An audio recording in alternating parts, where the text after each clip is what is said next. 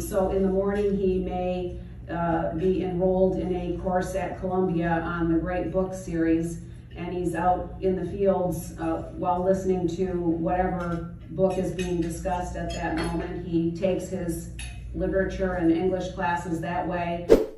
Let's talk about education. This is what Betsy DeVos thinks a rural child's education should look like, because every child in a rural area lives and works on a farm.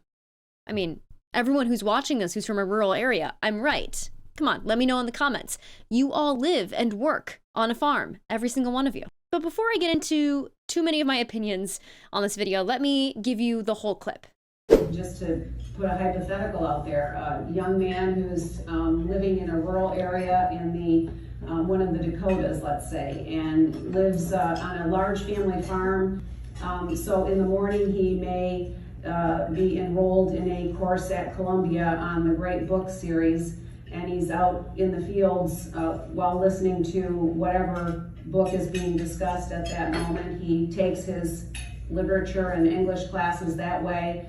Then he may go to do an apprenticeship at the John Deere factory, or not the John Deere plant and operation that's not too far away, and learns from the brightest and best engineers on artificial intelligence and engineering and that confluence. And then perhaps he goes in the afternoon to a charter school where he takes some of his core subjects in person with some other classmates.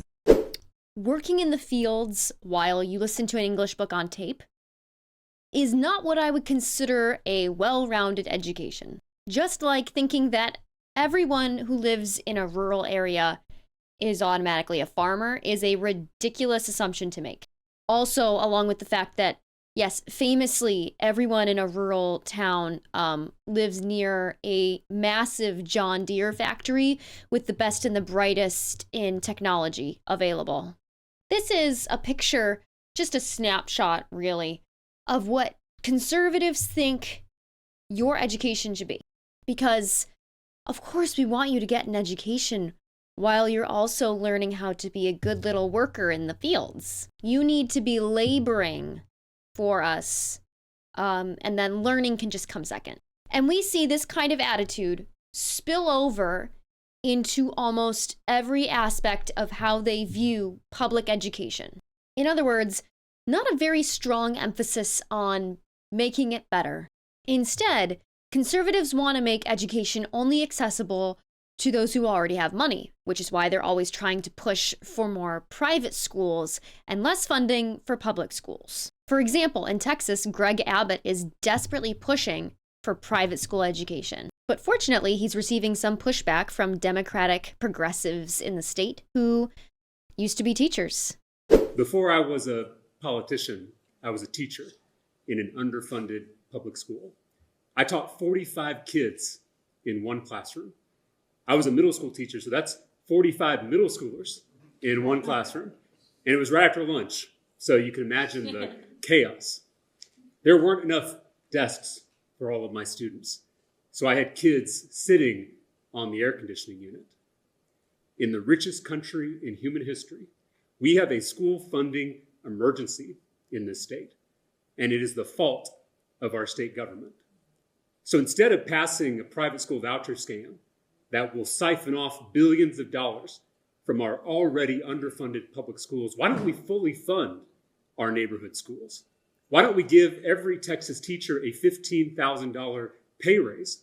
Why don't we lower class sizes, hire more counselors, fund more programs for more students?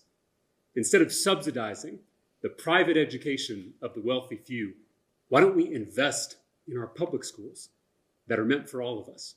Education should be a right, not a privilege for the wealthy few who can afford it because, you gotta send your kids to private school.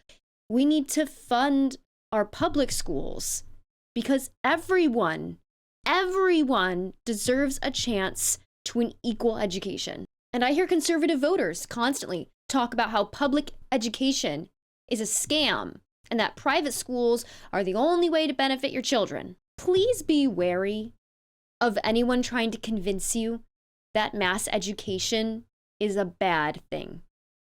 That should send off so many red flags, so many alarm bells if someone is trying to block access to learning.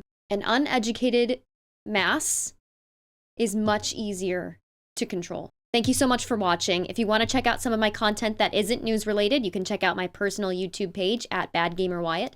And until then, I will see you in the next video. Thank you.